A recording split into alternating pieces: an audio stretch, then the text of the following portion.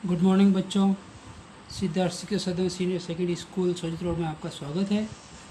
और आज हम कक्षा 6 विजय सामाजिक विज्ञान भूगोल अध्याय 5 पृथ्वी के प्रमुख परिमंडल पार्ट 4 पढ़ने जा रहे हैं। और पहले हमने जो चीज़ें पढ़ ली, महाद्वीप, महासागर, छोटा बड़ा जलमंडल, सारी चीज़ें पढ़ी। और अब हम आगे पढ़ रहे हैं वायुमंडल। ठीक है, वायुमंडल पढ़ने जा रहे हैं। इसमें वायुमंडल नाम से ही पता चल रहा है कि हवा, अर्थात हमारी पृथ्वी चारों ओर से गैस की, हमारी पृथ्वी चारों ओर से गैस की एक परत, क्या है, परत से घिरी हुई है। जो गैस हवा जो है ना, उससे घिरी हुई है हमारी पृथ्वी, जिसे वायुमंडल कहा जाता है। उसे क्या कहा जाता है? वायुमंडल। अब वायुमंडल में वायु की पतली, बिल्कुल झिल्ली टाइप में वायु की पतली परत इस ग्रह का, किसका? इस ग्रह का, पृथ्वी रूपी ग्रह का महत्वपूर्ण और एक अटूट भाग है। अटूट यानी बिना टूटे हुए, गहरा, घनिष्ठ भाग है।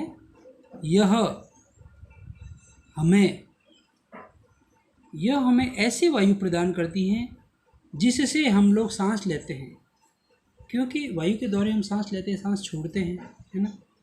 तो अगर नहीं हो तो हम नहीं जी सकते।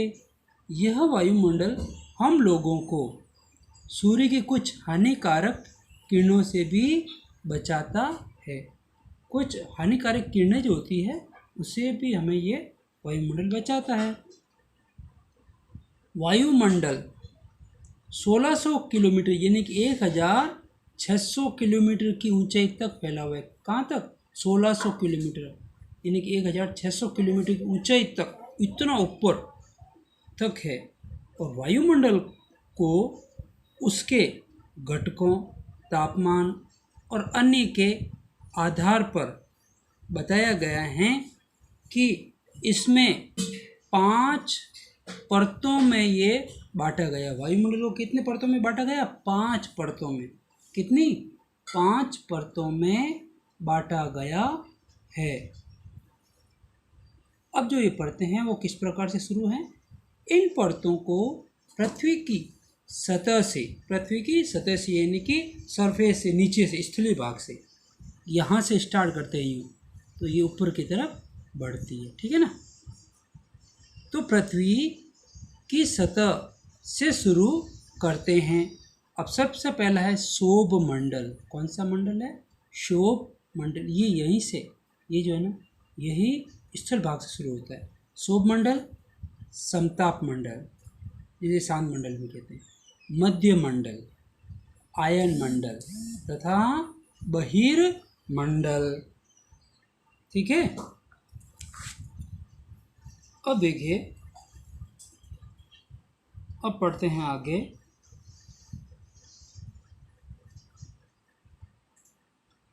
कि वायुमंडल मुख्यतः, नाम पता चल गया ना, ये 5 परतों के, शोभ मंडल, समताप मंडल, मध्य मंडल, आयन मंडल और बहिर्मंडल, ये 5 परतें हो गई।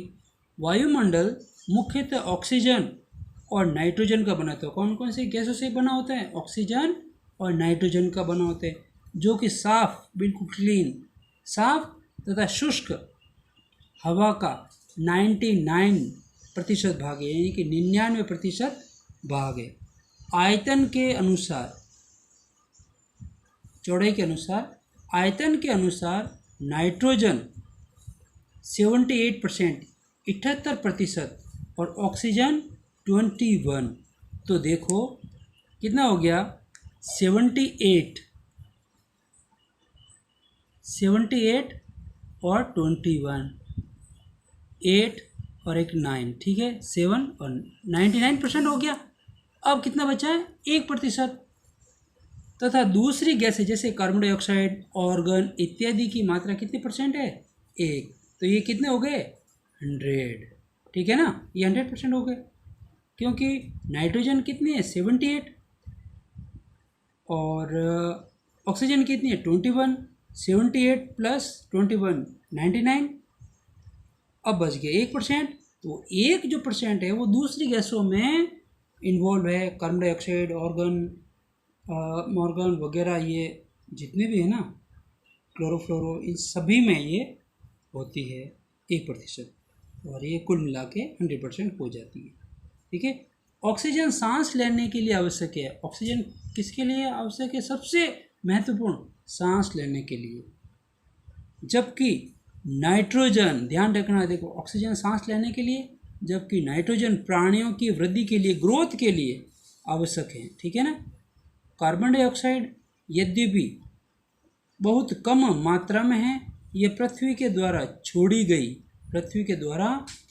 गई ऊष्मा को अवशोषित करती हैं। पता है ना आपको, आप साइंस में पढ़ते ही हो कि पौधे जो है वो कार्बन डाइऑक्साइड तो ग्रहण करते हैं और छोड़ते कौन सी है? ऑक्सीजन। और हम ऑक्सीजन को ग्रहण करते हैं और कार्बन डाइऑक्साइड छोड़ते हैं, है ना। तो इस प्रकार एक दूसरे को आदान प्रदान किया जाता है, जिससे पृथ्वी गर्म रहती है। यह पौधे की वृद्धि के लिए आवश्यक है। पौधों की वृद्धि के लिए पृथ्वी का गर्म होना आवश्यक है। ऊंचाई के साथ वायुमंडल के घनत्व में भी भिन्नता आती रहती है। ऊंचाई के साथ वायुमंडल का जो घनत्व होता है, अब ज़्यादा होता है, कम होता है, कि किस प्रकार ये घनत्व में भिन्नता आती रहती है, ठीक है ना। अब देखिए, ये घनत्व समुद्री तल पर सबसे अधिक होता है। कहाँ पर होता है सबसे अधिक? समुद्री तल पर। जैसे जैसे हम ऊपर की ओर जाते हैं ये तेज़ी के साथ घट जाता है। अब कैसे होता है ये? पहाड़ों पर पर्वतारोहियों को हवा के घनत्व में कमी होने के कारण सांस लेने में कठिनाई होती है। जो पर्वतारोही होते हैं ना, पर्वतारोही मतलब पर्वतों पर चढ़ने वाले, ठीक है ना। पर्वतों पर चढ़ने वाले जो जो ऊपर की तरफ जाते हैं तो उनको सांस लेने में कठिनाई, अब सांस लेने में कठिनाई होती है तो उनका एक उपाय भी है। ऊंचाई पर सांस लेने के लिए उन्हें अपने साथ एक ऑक्सीजन सिलेंडर लेके जाना। आप देखते हो ना कभी कभी वो जो पर्वतों के ऊपर चढ़ते हैं तो उनके पीठ के पीछे एक बैग टाइप का एक सिलेंडर लगा हुआ होता है ना,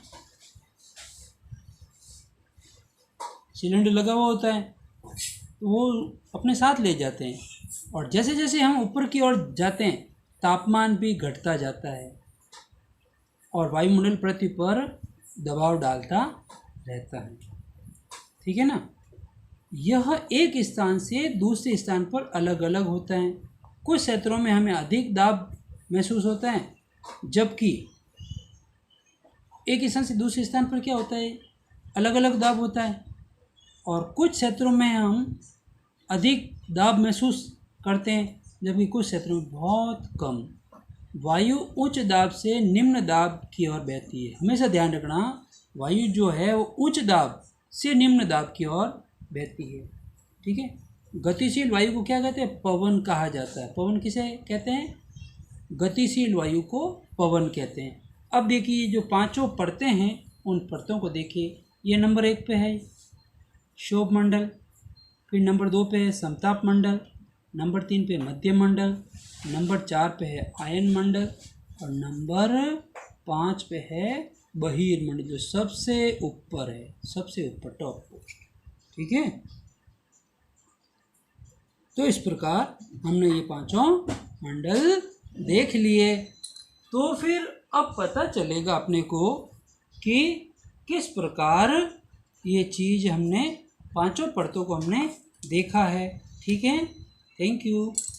इस प्रकार आगे पढ़ेंगे और जो कि वायुमंडल में किस किस प्रकार की ऑक्सीजन है, नाइट्रोजन है, और किस प्रकार की कौन सी चीज़ें हमें ज़्यादा दिखाई पड़ती है, तो हम आगे इस प्रकार पढ़ेंगे कि जो जीवमंडल है उस जीवमंडल में क्या क्या चीज़ें होती है और वहाँ क्या क्या संभावना रहती है वो पढ़ेंगे।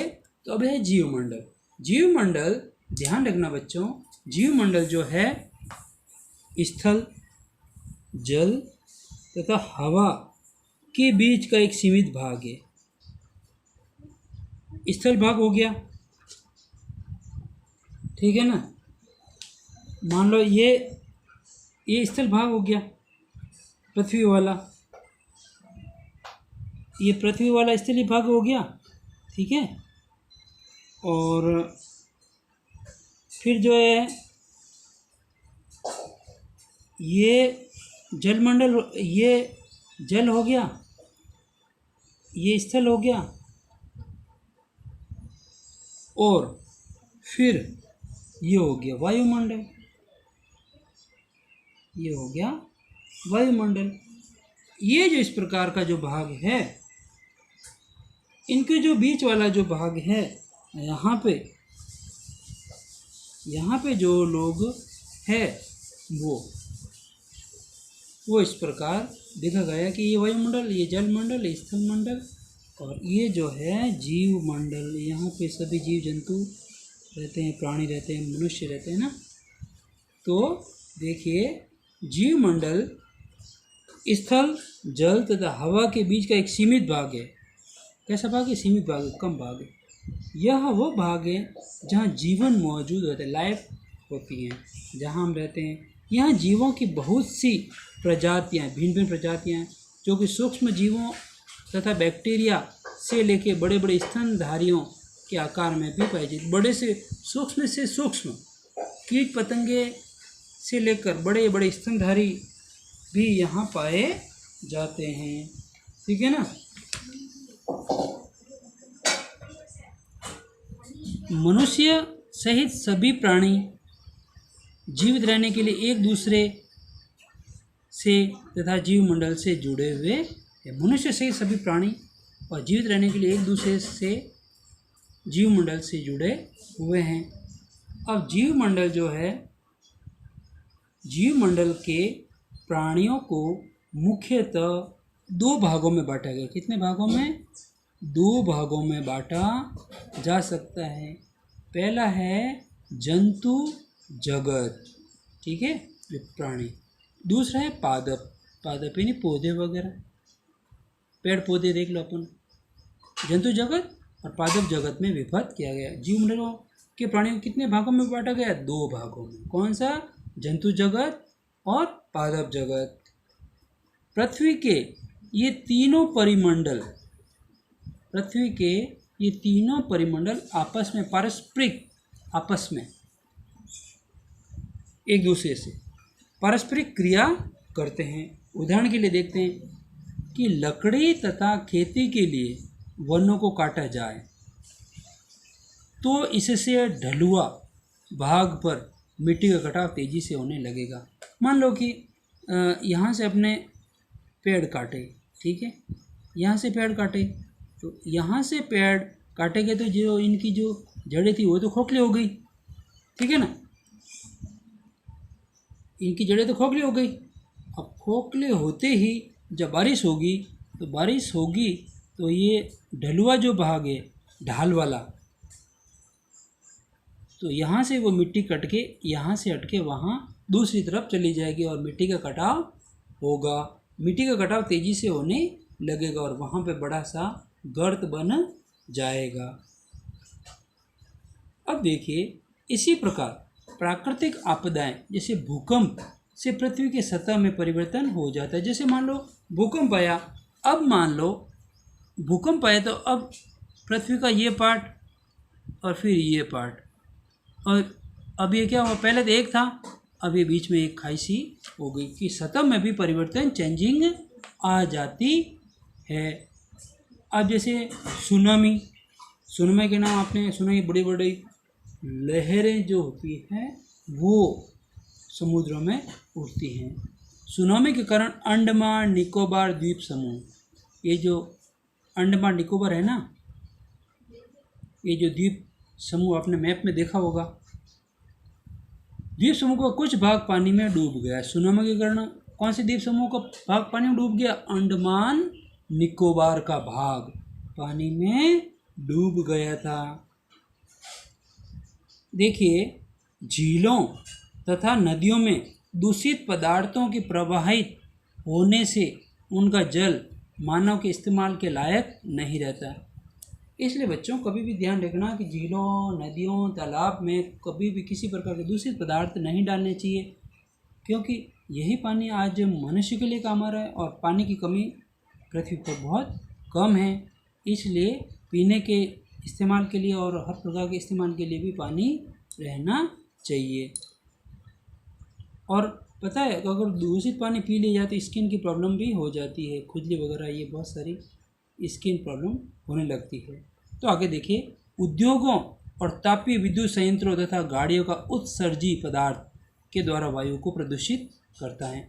उत्सर्जित गाड़ियाँ जो चलती हैं, कोई गाड़ियाँ ठीक नहीं होती तो बहुत ज़्यादा धुआं छोड़ती हैं, और उद्योगों की चिमनियों से भी धुआं उड़ता है, और तापीय विद्युत संयंत्रों से भी, जहाँ बिजली बनती है वहाँ से भी धुआं उड़ता है।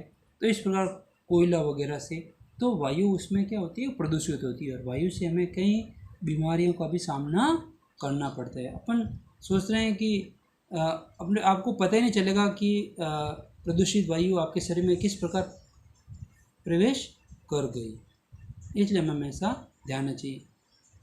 और जहाँ भी जाएं तो सबसे बड़ी बात है मास्क लगा के ही रखना चाहिए, जिससे कि जो वायु प्रदूषित हो रही है वो भी आपकी नासिका में प्रवेश नहीं करे, या रुमाल का भी प्रयोग कर लेना चाहिए। कार्बन डाइऑक्साइड की मात्रा में वृद्धि के कारण पृथ्वी के तापमान में भी वृद्धि हो रही है। पृथ्वी के तापमान में वृद्धि किसकी मात्रा से हो रही? कार्बन डाइऑक्साइड की मात्रा के कारण। इसे भूमंडलीय तापन कहा जाता है। अब मान लो भूमंडलीय तापन किसे कहते हैं? कार्बन डाइऑक्साइड की मात्रा में वृद्धि हो गई, वृद्धि हो जाने के कारण पृथ्वी के तापमान में वृद्धि हो रही है, ग्लोबलाइजेशन हो रहा है ना, उसके हिसाब से। अब देखिए, भूमंडल, वायुमंडल तथा जलमंडल के बीच के प्राकृतिक संतुलन को बनाए रखने के लिए भूमंडल, वायुमंडल, जलमंडल के बीच के प्राकृतिक संतुलन को बनाए रखने के लिए हमें हमेशा ही पृथ्वी के संसाधन जितने भी है उन संसाधनों का सीमित उपयोग करना चाहिए। ये हमें हमेशा ही ध्यान रखना चाहिए। तो प्यारे बच्चों, आज हमने जो वायुमंडल और जलमंडल पर पढ़ा, उस वीडियो को वापस सुनना है, अच्छी तरह से सुनना है, और अच्छी तरह से सुनते हुए इन प्रश्नों के उत्तर भी आपको अच्छी तरह से देने हैं, जिससे कि आप अच्छी तरह से कार्य कर सकें। और कार्य शुरू करने से पहले आप अपनी कॉपी और जो चैप्टर जो है, कभी भी कोई चैप्टर शुरू करो तो नए पेज से स्टार्ट करो, आधे अधूरे पेज से नहीं, ठीक है ना। हाँ, मान लो किसी पेज पर अगर 2 लाइन या 3 लाइन आ गए तो वहाँ से स्टार्ट कर सकते हैं। ये नहीं कि आधा पेज आ गया हो और आधे पेज से आप चैप्टर को स्टार्ट कर रहे हो, चैप्टर का नाम लिख रहे हो, नहीं। चैप्टर का नाम हमेशा नए पेज से ही शुरू किया जाए। पेज नंबर नहीं लगा, पेज नंबर लगा देना, डेट लगा देना। डेट अच्छी तरह से लगाने के बाद आपको अच्छी राइटिंग में कार्य शुरू करना है। और ये नहीं कि हम आंसर की भेजे, आंसर की से आप फटाफट कर लो, नहीं। वीडियो को सुनना, आपको अच्छी तरह से सुनना है, ढंग से सुनना है, और बीच में कोई डिस्टर्बेंस नहीं होना चाहिए। आराम से सुनो, जिससे आपका ही फ़ायदा है। फिर बुक्स से भी देखो, बुक्स को भी पढ़ो, वीडियो को भी सुनो, और हमें हमेशा ही कार्य में ध्यान देना चाहिए। और अगर आपने इस प्रकार ये देख लिया वीडियो कौन सुने, सीधे आंसर आएगा तो हम वहाँ कर लेंगे, हमें सब पता चलता है। ये आप हमेशा ध्यान रखना। जब भी आप नकल करने बैठ जाओगे तो हमें यहाँ पता चल जाता है। फ़ोन में ऐसा सिस्टम कर दिया गया है, ध्यान रखना। ठीक है, थैंक यू।